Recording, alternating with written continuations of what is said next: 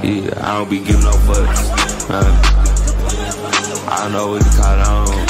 হে WhatsApp guys, কেমন আছো সবাই? আশা করি সবাই খুব ভালো আছো। আমি মোটেও ভালো নাই ভাই, সিরিয়াসলি। সেই গত 3-4 বছর ধরে আমি ইনসমনিয়া ভুগছি। এখন বাজে হচ্ছে 3টা। 2টা ঘুমের ওষুধ খেয়ে শুয়েছিলাম, তারপরেও ঘুম আসেনি। তো চিন্তা করলাম সারা রাতে বসবাস করার চেয়ে একটু কাজ করি, তা অন্তত ওভার থিঙ্কিংটা থাকবে না, বাড়তি প্যারাটা থাকবে না, যন্ত্রণাটা থাকবে না। কাজ করতে থাকি, কাজ করতে করতে একাই শরীর টায়ার্ড হয়ে যাবে। সকাল 7টা বাজুক 8টা বাজুক একাই ঘুম ধরবে। এভাবে যে কয়দিন বাঁচি আর কি ভাই, সিরিয়াসলি। আমার লাইফ নিয়ে আমার আর কোনো অভিযোগ নাই, তবে আমি বেশি জোরে কথা বলতে পারছি না, কারণ তোমাদের ভাবি ঘুমাচ্ছে এই মুহূর্তে, ডিস্টার্ব হবে। তো শুধুমাত্র আমি একা কষ্ট করছি তা নয়, মনে করো আমার এই ইনসমনিয়া তোমার ভাবিকেও কষ্ট দিচ্ছে। তো আমার লাইফের সবই ঠিক আছে, শুধুমাত্র এই ঘুমটার জন্য মনে করো আমার পুরো লাইফটা হেল হয়ে গেছে ভাই। মানে একটু দুঃখের কথা বলি, আল্লাহ যদি খালি আমার ঘুমটা ঠিক করে দিত, আমি প্রতিদিন সকাল উঠে যদি ফজরের নামাজটা পড়ে দিনটা শুরু করতে পারতাম, আমার কাজ অনেক না, দুপুর 1টার মধ্যে আমার সব কাজ শেষ হয়ে যেত। তারপর বাকি যে টাইমটা থাকতো সেই টাইমে আমি ঘুরতে পারতাম, বেড়াতে পারতাম, তোমাদের জন্য আরো কন্টেন্ট আনতে পারতাম, অন্য ধরনের ফ্রি ফায়ার আনতে পারতাম, অনেক কিছু করতে পারতাম। আমার ভেতর অনেক পটেনশিয়ালিটি রয়েছে, বাট এই ঘুমটা আমার লাইফটা নষ্ট করে দিয়েছে টোটালি ভাই। তো যাই হোক, বাড়তি কথা বাড়াবো না, আমরা কাগরাবাজির আজকের 12 নম্বর এপিসোড সম্পর্কে জানবো, যেটার নাম হচ্ছে প্রিপারেশন। আর এই চ্যাপ্টারে আমরা দেখবো হচ্ছে একদিকে আমাদের চিরো যেমন প্রিপারেশন নেবে সোজোকে মারার জন্য, সোজো ওদিক থেকে প্রিপারেশন নেবে চিরোকে মারার জন্য। যাই হোক, এই এপিসোড যখন শুরু হয় আমরা সেই গ্রুপকে দেখি, আর ক্রামোনা গ্রুপকে, চিরোর পক্ষের গ্রুপ, যারা কিনা কথা বলছিল এবং ওরা ওদের পরিকল্পনা ফাইনালাইজ করে ফেলেছিল, যে ওদের প্ল্যান হচ্ছে ওরা সোজোর উপর আক্রমণ করে সোজোকে বিজি রাখবে, আর ওই সুযোগে চিরো করবে কি চারকে বাঁচাবে। তো এই কথা বলে ওরা রুমের বাইরে চলে যায়, আর তখনই শিবা চিরোকে বলে, আচ্ছা তুমি যে এই ঝামেলা এই মিশনে যাবে, তোমার হাতের ব্যথা কি কমছে? এর উত্তরে চিরা বলে, সমস্যা নাই, আমি যন্ত্রণা ছাড়াই ভালো মতো মুভ করতে পারছি, কিন্তু সমস্যা হলো আমার বাম হাত এখনো ঠিক মতো কাজ করছে না। তবে তারপরও চিরো বলে, আমি সোজোকে মেরেই ফেলবো যাই হোক না কেন। আর তখন শিবা চিরোর ছোটবেলার কথা মনে করে, যখন শিবা চিরোকে বলেছিল যে চিরো তুই একটা দানব, চিরো ছোটবেলা থেকে এত বেশি সাহসী, এত বেশি মনে করো যে পাগলা ছিল যে ওকে দানব বলা হতো। তো যাই হোক, এরপর দৃশ্যের পরিবর্তন হয়, আমরা বড় একটা মন্দিরকে দেখি যেটার অবস্থা খুবই খারাপ ছিল, আর ওখান থেকে আমরা কিছু লোকদের কথা বলতে দেখি। তো ওই জায়গা থেকে একজন বলে আমাকে বাথরুমে যেতে হবে, আর তখন আরেকজন বলে বাথরুমে যদি যেতে চাও সোজা বাড়ি চলে যাও। এই জায়গাটা আমি তোমাদেরকে একটু বুঝিয়ে বলি, এটা তো মূলত মন্দির না, মনে করে এটা একটা খুবই সিকিউর একটা জায়গা, যেখানে হয়তো গোপন কোনো ফ্যাসিলিটিস রয়েছে এবং এখানে অনেক লোকজন পাহারা দিচ্ছে। তো এখানের একজন যে পাহারাদার রয়েছে তার হাগুতে চাপ দিয়েছে, তো ও বলে যে আমাকে বাথরুমে যেতে হবে, তো এই জন্য ওকে শয়তানি করে বলে বাড়ি যে হাগে। আর তখনই ওখানে আমরা একজন সর্সারার দেখতে পাই, ও বলে জোকিং বাদ দাও, এখন জোকিং করার সময় নয়, মারাত্মকভাবে খেয়াল রাখো, যে কোনো সময় আক্রমণ হতে পারে। কিন্তু তখন আরেকজন সর্সারার বলে, তুমি কি বলো, এখানে কে আক্রমণ করার সাহস করবে, কার সাহস আছে এই জায়গায় আসার? আর ওরা তো শুধুমাত্র একটা বাচ্চার উপরে রিসার্চ করছে। আর তখনই আমরা দেখি এখানে অনেকগুলো নেক্রোম্যান্সার্স রয়েছে। তো এই নেক্রোম্যান্সার্স গুলো যে কি, আমি একটু গুগলে সার্চ করে দেখি, দাঁড়াও। সত্যি বলতে নেক্রোম্যান্সার্স এর কোনো আমি গুগলে আবিধানিক অর্থ পাইনি, তবে আমি যেটা বুঝলাম এগুলো মানুষের মতো দেখতে, বাট মনে করো যে খুবই ভয়ঙ্কর কোনো সর্সারার, হাই লেভেলের সর্সারার। তো তখন একজন সর্সারার বলে সোজোর কাছে মনে হয় কোনো গার্ড নেই, আর তখন আরেকজন সর্সারার বলে সোজোর গার্ডের প্রয়োজন পড়বে না, ও যথেষ্ট শক্তিশালী এবং ও একা 10 জনকে হ্যান্ডেল করতে পারে। আর এর পরবর্তী সিনে আমাদের দেখানো হয় সোজো একটা পাবলিক গোসলখানায় গিয়েছে গোসল করতে, হালাই এত বড় লোক কিন্তু একটা পাবলিক গোসলখানায় গিয়েছে। তো গোসল করতে করতে চিরের ব্যাপারে ভাবতে থাকে যে চিরো ওই হালারপুত কি আসলে রুকোহারার ছেলে, কিন্তু রুকোহারার যে ছেলে রয়েছে এ ব্যাপারে তো আমি কোনোদিন শুনি নাই। এমনকি আমি রুকোহারার সম্পর্কে বই পড়েছি, সেখানেও আমি ওর ছেলে সম্পর্কে কোনো মেনশন পাইনি। তবে ওর ছেলেকে দেখে আমি যেটা বুঝলাম, ওর ছেলের বয়স খুব একটা বেশি নয়, তবে ও বয়স আন্দাজ অনেক বেশি পেকে গিয়েছে। ওই মিস্টিক কাটানাকে মোটামুটি ভালোই আয়ত্ত করে নিয়েছে। তবে আমি রুকোহারার যে বই পড়েছি, ওর সম্পর্কে যে রিসার্চ করেছি, আমি ওই হিস্ট্রিতে এমন কোনো জায়গায় এই কাটানা সম্পর্কে জানতে পাইনি। তার এই কাটানাটা কি রুকোহারা গোপন করে রেখেছিল? তবে সেটা বড় কথা নয়, যেহেতু চিরোর কাছে একটা কাটানা আছে, ওইটা আমার লাগবে যত কষ্টই হোক। কিন্তু তাই বলে রুকোহারার ছেলে হয় কিভাবে, এটা তো আমার বিশ্বাস হয় না। আর তখনই সোজো চিৎকার করে বলে যে এটা অসম্ভব, ও রুকোহারার ছেলে নয়। আর তখনই আমরা কিছু লোককে দেখি, ওরা বলে ও সোজো তুমি এখানে। আর ওই লোকটা বলে, দেখো অনেকদিন পরে তোমার সাথে দেখা হলো, আশা করছি আমাদের খুব ভালো একটা সময় কাটবে। আর এর উত্তরে সোজো বলে, আচ্ছা তুমি কি তোমাদের প্রাণ আমাকে দিয়ে দেওয়ার জন্য এসেছো? বাট দেখো আমি এখন চিল মোডে রয়েছে, আমার এখন এগুলো করার ইচ্ছা নেই। তো যাই হোক, এখানে ওই যে লোকগুলো এসেছে তারা বলে তোমার ওই সিলিন্ডার হেডের সর্সারের ব্যাপারটা কি জানো? ওকে তো মেরে ফেলা হয়েছে। সোজো বলে ওকে তো আমিই মেরেছি, মানে ওই যেটা ওই যে হাজে ব্লোম ব্লাস্ট করতে পারতো। আর এখানে লক্ষ্য এখানে যে কথাগুলো রয়েছে এটা বোঝা খুবই টাফ, মানে মানগা পড়া খুবই কঠিন একটা ব্যাপার সিরিয়াসলি। তো যাই হোক, তখন ওই লোকটা বলে দেখো তো একটা অর্গানাইজেশনের পিলার ছিল, তো তুমি যে ওকে মেরে ফেলেছো কাজটা তো ভালো করনি, তো এর জের তো তোমাকে দিতে হবে। সোজো বলে দেখো আমি তোমাকে আগেই বলেছি যে আমি এখন চিল মোডে রয়েছি, তো তাই বলে তুমি এখন এখানে উঠতে পারবে না, তো তোমার সাথে আমার ফালতু কথা বলার সময় নেই, তুমি চলে যেতে পারো। কিন্তু ওই সর্সার বলে সোজো আমি তোমার সাথে বাহানা শুনতে আসিনি। আর এই কথা বলে বাকি সর্সার দুটো সোজোর উপর অ্যাটাক করে দেয়। আর এরপর দৃশ্যের পরিবর্তন হয়, আমরা দেখতে পাই সোজো সেকেন্ডের মধ্যে ওই দুটো সর্সারকে মেরে ফেলেছে। আর তারপর আমরা দেখি সেই স্টোনটা যেটা দিয়ে আর কি তোমার এই ইনস্যান্টেড তরল তৈরি করা যাবে, যেটা আমরা প্রথমে দেখেছিলাম, সেটা ওরা ভালোভাবে কন্ট্রোল করতে পারছে না। আর তখন সোজো বলে থিওরিতে এটা লেখা ছিল যে এটা সবই ভালো মতো যাবে, কিন্তু কিছুতে একটা মিসিং রয়েছে যার জন্য এটা আমরা কন্ট্রোল করতে পারছি না। আর এরপর আমাদের দেখানো হয় সোজো তার হেয়ার ড্রায়ার দিয়ে চুল শুকাচ্ছিল, আর তারপর ওই পাবলিক বাথরুম থেকে দোকান থেকে বের হচ্ছিল এবং দোকানদারকে বলে এই বুড়ি তুই কি আমার ব্যাপারে আগে কাউকে রিপোর্ট দিয়েছিলি, ওরা এখানে আসলে কিভাবে? তো সোজো মূলত ওই সর্সারের ব্যাপারে বলছিল যারা এখানে এসেছিল। আর তারপর সোজো তার জ্যাকেট বের করে এবং ভাবতে থাকে না, চিরোর সাথে আমার আরেকবার দেখা হওয়া খুবই দরকার, কারণ বাই চান্স ও যদি রোকোহারার ছেলে হয় তাহলে তো একটা খুব মজা হতে চলেছে। আর তখনই সোজো করে ওই শপের ম্যানেজারের কাছে যায় এবং বলে এই তোমার কাছে যেসব জিনিস আমি রেখে দিয়েছিলাম ওগুলো ফেরত দাও তাড়াতাড়ি। তো ম্যানেজার তখন সেই ইনস্যান্টেড কাটানা বের করে দেয় এবং ম্যানেজার ভয়ে ভয়ে বলে মাফ করে দিও, আমি দেরি করে ফেলেছি হয়তো কাটানা দিতে। সোজো বলে আর এত ভয় পাওয়ার কারণ নেই, নিশ্চিন্তে থাকো। আর এই কথা বলে সোজো দোকান থেকে বের হয়ে যায়। আর তারপর সোজো ভাবতে থাকে আসলে এটাই আমার জন্য সবচেয়ে সুইটেবল একটা কাটানা, কিন্তু জাস্ট এটার উপর আমাকে কন্ট্রোল আনতে হবে। আর এরপর যে কাহিনীগুলো রয়েছে এগুলো আমি নিজেই খুব একটা বুঝতে পাই নাই, তবে তারপর আমি তোমাকে সংক্ষেপে বোঝাচ্ছি। আমরা তো সর্সারার সম্পর্কে জেনেছি, কিন্তু এখানে নেক্রোম্যান্স নামে আলাদা একটা জাত রয়েছে এবং নেক্রোম্যান্সদের প্রতি জাপানের যে সাধারণ জনগণ তাদের ধারণা খুবই খারাপ ছিল, কারণ যুদ্ধের সময় তারা প্রচুর সাধারণ মানুষ মেরেছে। তো যাই হোক, এরপর আমরা সোজোর সামনে কিছু সর্সারারদের দেখতে পাই, আর এরা কিন্তু সেই সর্সারার কামনা বি গ্রুপের, মানে চিরোর সাথে একটু আগে কথা বলে এসেছে এবং ওরা প্ল্যানও করে এসেছে যে কোনো ভাবে সুযোগে ব্যস্ত রাখবে আর ওই সুযোগে চিরো করবে কি চারকে চুরি করবে। তো যাই হোক, সোজো তখন বলে আরে তোমরা কি এখানে মরতে এসেছো নাকি ভাই? আর তখন চশমা পরা ওই লোকটি বলে আই মিন লিডার যে আর কি এই গ্রুপের, সে বলে দেখ ভাই তোর সাথে বাড়তি কথা বলার সময় নাই, তুই খালি বল তুই কি রেডি নাকি ফাইট করার জন্য। তো এরপর আমাদের বলা হয় ওই চশমা পরা লোকটির নাম হচ্ছে ইকুতো হাগাওয়ালা, সিরিয়াসলি হাগাওয়ালাই নাম। তো এই লোকটি মূলত কামুনাবি বি গ্রুপ যে গ্রুপ রয়েছে সেই গ্রুপের ক্যাপ্টেন। আর তখনই সে ভাবতে থাকে সোজো এত শান্ত, ওকে দেখে মনে হচ্ছে ও আগে থেকে প্রস্তুত ছিল যে আমরা ওদের সামনে আসতে পারি। সোজো আসলে খুবই প্রেডিক্টেবল, খুবই শক্তিশালী একটা লোক। আর তারপরও চিরোর ব্যাপারে ভাবতে থাকে। আর আমার মনে হয় সোজো সম্ভবত এটাও জানে যে আমাদের প্ল্যান কি, যে আমরা ওকে এখানে ব্যস্ত রাখবো আর ওই সুযোগে চিরো চারকে বাঁচানোর জন্য আসবে। তো তখনই সোজো হাসতে থাকে এবং বলে দেখো আমার শরীর অনেক ঠান্ডা হয়ে রয়েছে, আমার শরীরটা একটু গরম করতে হবে, আমাকে একটু এক্সাইটেড হতে হবে। আর এ কথা বলে ও করে কি কুরেগামো অ্যাটাক করে দেয়। আর তারপর দৃশ্যের পরিবর্তন হয়, আমাদের আবারও সেই মন্দির বা সেই জায়গাটিকে দেখানো হয় যেখানে তিনজন লোক কথা বলতে থাকে আর বলে ও যে লোকটি পায়খানায় গিয়েছে ওকে এখনো পায়খানায় রয়েছে, ও এত লেট করছে কেন? আরেকজন তখন বলে তুমি না ওকে বাড়ি যাওয়ার জন্য বলেছিলে যে হাঁকতে গেলে বাড়িতে যাও, সম্ভবত বাড়ি গিয়ে হাঁকছে, তো তোমার কথা হয়তো সিরিয়াস ভাবে নিয়েছে। আর তখনই ওখানে আমাদের একটা জিনিস দেখানো হয়, একটা ছোট মাছ যাচ্ছিল। ওরা বলে এটা আবার কি জিনিস? তো এটা দেখে সবাই শকড হয়ে যায় যে একটা গোল্ড ফিশ ছিল। তো ওই গোল্ড ফিশ এখান থেকে বাইরে চলে যায় আর তখন ওরা দেখে চিরো আরেকজন লোককে কেটে ফেলে। আর এরপর আমাদের দেখানো হয় সাদা চুলওয়ালা যে সর্সার ছিল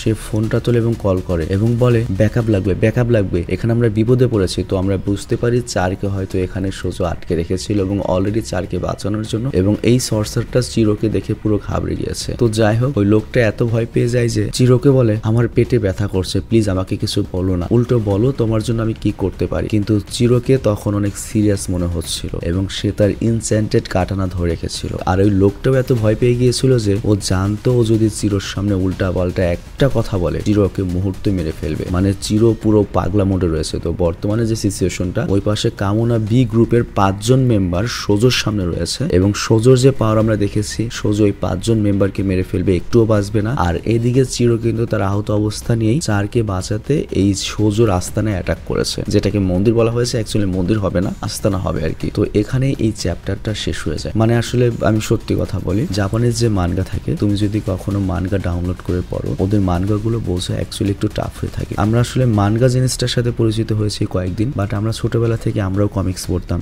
যেমন তোমরা অনেকে গর্ব করে অ্যানিমে এনিমি ফ্যান বলে, যেমন আমি এনিমি ফ্যান, আমি এত আগে থেকে নারুতো দেখি, এত আগে থেকে এটা দেখি, বাট অ্যাকচুয়ালি আমরা যদি আমাদের কথা বলি, ওই সময় আমরা জানতাম না যে এগুলোকে এনিমি বলে বা এগুলোকে মানগা বলে। আমরা ওইগুলো পড়েছি। আমরা কি পড়েছি সেটা আমি বলি। আমরা পড়েছি হচ্ছে গোথামের কমিক্স গুলো, যেখানে ব্যাটম্যান, সুপারম্যানের কমিক্স গুলো থাকতো। ওই সময় জাপানিজ এনিমি বাংলাদেশে আসতো না। এছাড়াও আসতো হচ্ছে ডিজনির বই আসতো, ডিজনির বিভিন্ন সুন্দর সুন্দর গল্পের বই আসতো, অনেক সুন্দর আর্ট করা থাকতো এবং সেখানে অনেক সুন্দরভাবে মনে করো যে তোমার গল্পগুলো থাকতো। আমরা ওই সময় প্রলাপান এগুলো প্রচুর পড়েছি। 25 টাকা দাম ছিল মাত্র। এরপর চাচা চৌধুরী ছিল খুবই জনপ্রিয়। আমরা তো চাচা চৌধুরী মনে করো যে পুরো সব বই কিনে রাখতাম। আরেকটা যেন কি ছিল, ফ্ল্যাশ গর্ডন, যেটা মহাকাশ নিয়ে ছিল আর কি। তো এগুলো হচ্ছে আমরা যখন 2001 সালে হাই স্কুলে পড়ি তখনকার আমাদের কমিক বা মানগা। এছাড়াও আরো অনেক কমিকের কালেকশন ছিল 42টার মতো, সেগুলো আমি হারিয়ে ফেলেছি। এর জন্যই হয়তো আমি এখনো মনে করো যে বুড়া বয়সে এত আপডেট। আরেকটা ব্যাপার বলি, তোমরা যারা জাপানিজ এনিমি দেখা নিয়ে গর্ব করো যে এত আগে থেকে জাপানিজ এনিমি দেখি, এটা মজার কথা বলি তোমাদের। আমরা যারা 90 দশকের পোলাপান, ওই সময়ে Japanese enemy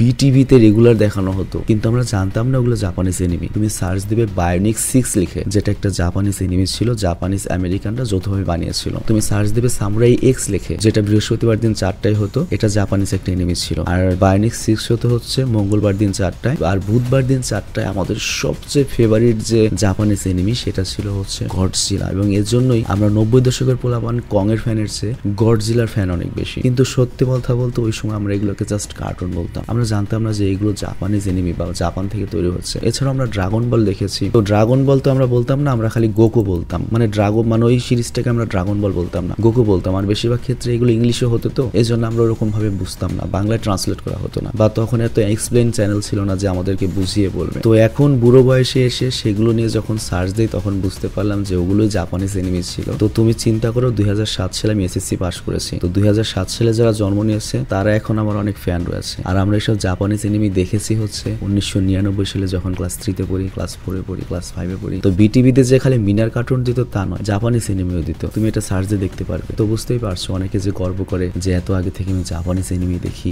new anime lover. But actually 90 দশকের পোলাপান ওই সময় থেকে জাপানিজ এনিমি দেখতো। তোমার বিশ্বাস না হলে তুমি বিটিভিতে সার্চ দিবে এই প্রোগ্রামগুলো নিয়ে। আসলে হয়েছে কি, তখন জাস্ট ইন্টারনেট ছিল না, এত হাইপ ছিল না জাপানের। মানুষ মানগা কোনটা এটা বুঝতো না, জাপানিজ এনিমি কোনটা এটা বুঝতো না, বা জাপানিজ এনিমি জিনিসটাই এত এই লেভেলের হাইপে ছিল না ওই সময়। তো যাই হোক, আমি এই কথাগুলো তাদের উদ্দেশ্যে বললাম যারা মনে করে যে আমি অনেক আগে থেকে এনিমি দেখি, মানে অনেক গর্ব করে। এবং তোমরা যারা র্যান্ডম অ্যানিমেশন থেকে তোমরা এনিমি লাভার হয়েছে, তোমাদের অনেক ছোট নজরে দেখে, বা যারা মানগা পড়ো না তাদের অনেক ছোট নজরে দেখে। আসলে ব্যাপারটা এরকম না, ব্যাপারটা হচ্ছে জাস্ট আমি বুঝতে পারলেই হচ্ছে। কার এত সময় আছে বলো? এক একটা এপিসোড যদি 30 মিনিট 50 মিনিট করে হয়, কার পক্ষে ডাউনলোড করে এত ঝামেলা করে দেখা পসিবল? অথচ তোমরা এখানে অনেক শর্টকাটে জানতে পারছো। আবার যদি তোমাদের কেউ বলে হ্যাঁ এক্সপ্লেন দেখে ফ্যান, না তুমি এখানে এক্সপ্লেন দেখে ফ্যান না, এই ইংলিশ মানগাটা চাইলেই যে কেউ পড়তে পারতো। তোমার জন্য আমি এই লেটেস্ট কাগরবাসী মানগাটা আমি পড়ে দিচ্ছি। তো আলটিমেটলি কি হচ্ছে, তুমি তো এই মানগাটাই পড়ছো। তো এর জন্য তোমাদের যদি কেউ টিটকারি করে যে র্যান্ডম অ্যানিমেশন থেকে ফ্যান হয়েছে, ওই হয়েছে, ওই হয়েছে, এইটা নিয়ে মন খারাপ করার কিছু নেই। র্যান্ডম গ্রুপ অনেক বড় একটা গ্রুপ, অনেক বড় একটা কমিউনিটি। তোমরা অনেক বড় কমিউনিটির একটা অংশ, এবং প্রত্যেকটা মানুষেরই আলাদা আলাদা জায়গা আছে। তুমি সবার কাছ থেকে সম্মান আশা করতে পারো না। তো যেখানে সম্মান পাবে না, যারা তোমার মূল্যায়ন করতে পারবে না, সেখানে যাওয়ার দরকার নেই। সবসময় অ্যাভয়েড করার চেষ্টা করবে। আর একটা কথা আমি বারবার যেটা বলে থাকি, তোমরা নিজেকে অ্যানিমেশনে সুপ্রিম করার জন্য, সবার সাথে পাল্লা দেওয়ার জন্য ওই নারুতোর 1000 সিরিজ, ওয়ান পিসের 1000 সিরিজ,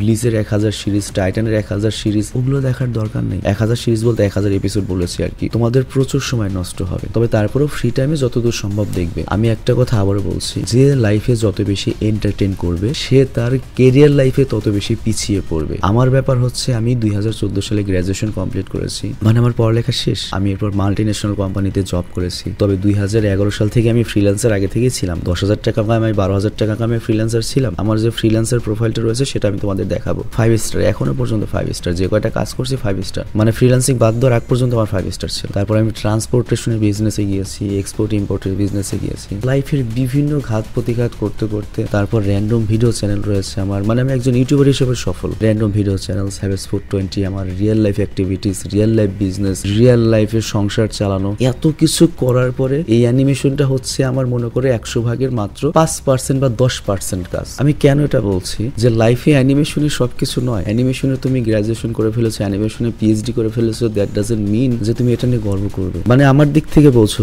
এত কিছু করার পরেও এই অ্যানিমেশন আমি এই বুড়ো বয়সে মোটামুটি ধারণা আছে। আমার পক্ষে কি সম্ভব যে 1000 এপিসোড দেখা? তবে তারপর আমি অ্যানিমেশনে যতখানি তোমাদের এন্টারটেইন করি, এটা আমার পুরো কাজের মধ্যে মাত্র 10% একটা ব্যাপার। তো তুমি কখনো তোমার মাথায় এই অ্যানিমেশন জিনিসটা 100% করতে যেও না। তোমার লাইফের পড়ালেখা, তোমার লাইফের কেরিয়ার থাকবে হচ্ছে 80%, 20% তুমি তোমার এন্টারটেইনের জন্য রাখো। আমাদের মতো গ্রাজুয়েশন কমপ্লিট করো, লাইফে প্রতিষ্ঠিত হও, একটা ভালো জব পাও, বা যা কিছু করো, যখন ফ্রি টাইম থাকবে তখন নিজেকে এন্টারটেইন করো। এই অ্যানিমেশন নিয়ে পাল্লাপাল্লি করার কিছু নাই। আর যদি কেউ তোমাদেরকে নেগলেক্ট করে, এগুলো নিয়ে মন খারাপ করো না, মোটেও মন খারাপ করো না। কয়জনের সময় আছে যে ঘন্টার পর ঘন্টা তোমার এনিমি দেখবে? তোমাদের উল্টো আরো খুশি হওয়া উচিত। আমরা বাংলাদেশে যেসব ইউটিউবাররা তোমাদের জন্য কষ্ট করে অ্যানিমেশন গুলো এক্সপ্লেন করছি, তোমরা শর্টকাটে অ্যানিমে গুলো সম্পর্কে জানতে পারছো, এর জন্য তোমাদের অ্যাপ্রিসিয়েট করা উচিত। বাংলাদেশের যে ইউটিউবাররা রয়েছে তাদেরকে অ্যাপ্রিসিয়েট করা উচিত, তাদেরকে ছোট করা উচিত না। বা নতুন যারা অ্যানিমেশন লাভার হচ্ছে, পুরোনো যারা অ্যানিমেশন লাভার রয়েছে, তাদের উচিত না তাদেরকে ছোট করে দেখানো। এটা ওরকম একটা ম্যাটারই না, এটা কোনো সিরিয়াস ম্যাটারই না সিরিয়াসলি। তো যাই হোক, তোমাদের বেশিরভাগেরই বয়স অনেক কম। আমি মানুষ হিসেবে দেখতে অনেক খারাপ, আমি মানুষ হিসেবে ছোট মোটো মানুষ, অনেক কম হাইট না, আমি হয়তো একেবারে গোল্ডেন এ প্লাস গ্রেডের পড়ালেখা করিনি, অনেক হাই সোসাইটিতে চলিনি, একেবারে অজপাড়াগের একটা মানুষ, কিন্তু তারপরেও আমি আমার জায়গা থেকে অনেক সফল এবং আমি আমার জায়গা থেকে লাইফের অনেক কিছু শিখেছি। বিশ্বাস করো, আমার কাছ থেকেও তোমার অনেক কিছু শেখার রয়েছে। আর আমি যে জিনিসটা তোমাদের সবসময় শেখাবো সেটা হচ্ছে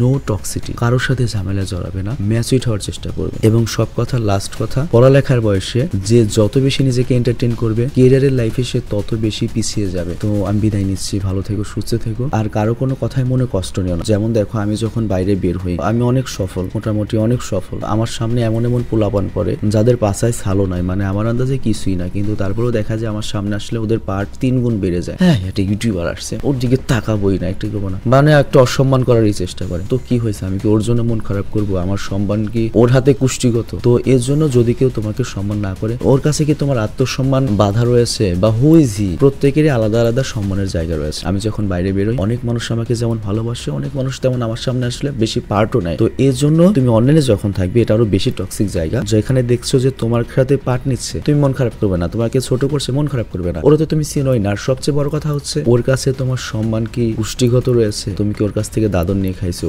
বুঝছি। আমি লাইফে একটা কথা বলতাম, যদি কেউ আমার সাথে এরকম করতো বা কারো উপর আমার রাগ হতো, ওকে আমার বাল না, ওর কথা আমি মাইন্ড করবো। তো যাই হোক, তোমরা ম্যাচুইট হওয়ার চেষ্টা করবে, সবসময় ম্যাচুইট হওয়ার চেষ্টা করবে, পড়ালেখার উপর ফোকাস করার চেষ্টা করবে। আর রাত্রে কিন্তু তোমরা ঘরের লাইট লুইট বন্ধ করে মোবাইল চালিও না, কারণ মোবাইলের স্ক্রিনটা চোখের অনেক কাছে থাকে। তোমাদের বয়স কম, এখন মনে হচ্ছে কিছু হবে না, বাট অ্যাকচুয়ালি দেখো, আমিও এরকম মনে করতাম। আমি এক সময় ইয়াং ছিলাম, সারা দিন রাত ফেসবুক, পায়খানায় গেলে ফেসবুক, সবসময় ফেসবুক। তো এখন আমার অলরেডি প্রবলেম হয়ে গিয়েছে, আমি দূরের জিনিসগুলো দেখি। অথচ আমার এক সময় মনে হতো, হ্যাঁ, কত মোবাইল চালাই, কিচ্ছু হয় না। তো আমি যে তোমাদের শুধুমাত্র এন্টারটেইন করবো তা না, এর পেছনেও একজন বড় ভাই হিসেবে আমার লাইফ থেকে আমি যা শিখেছি, আমার লাইফের যে অভিজ্ঞতা, সেগুলো আমি তোমাদেরকে দেওয়ার চেষ্টা করবো। তো যাই হোক, ভালো থেকো, সুস্থ থেকো, আমি বিদায় নিচ্ছি, ঠিক আছে?